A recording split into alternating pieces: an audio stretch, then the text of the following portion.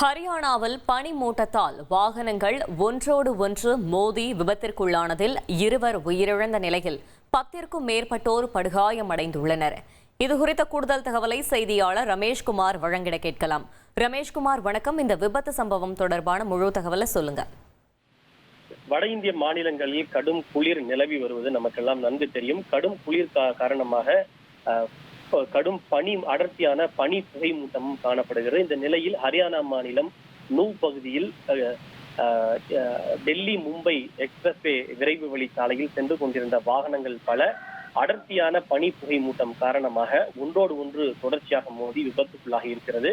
மொத்தம் 8 வாகனங்கள் இது போன்று மோதி விபத்துக்குள்ளானதில் பல வாகனங்கள் கடுமையாக சேதமடைந்திருக்கிறது. இந்த கோர விபத்தில் 2 பேர் உயிரிழந்திருப்பதாகவும் சுமார் 15 பேர் காயமடைந்திருப்பதாகவும் தகவல் கிடைத்திருக்கிறது.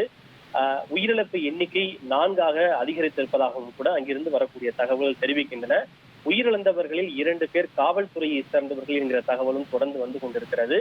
இன்று காலையில் தான் இதே போன்று உத்தரப்பிரதேச மாநிலம் ஹாப்பூர் பகுதியில் தேசிய நெடுஞ்சாலையில் சென்று கொண்டிருந்த வாகனங்கள் அடர்த்தியான பனி புகைமூட்டம் காரணமாக மோதி விபத்துக்குள்ளானது.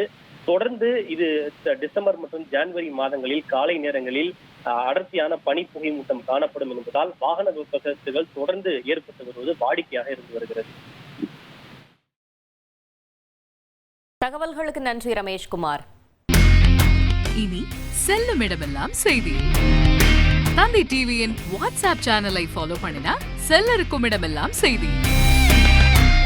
இதோ QR கோட் இப்பவே ஸ்கேன் பண்ணுங்க, ஃபாலோ பண்ணுங்க.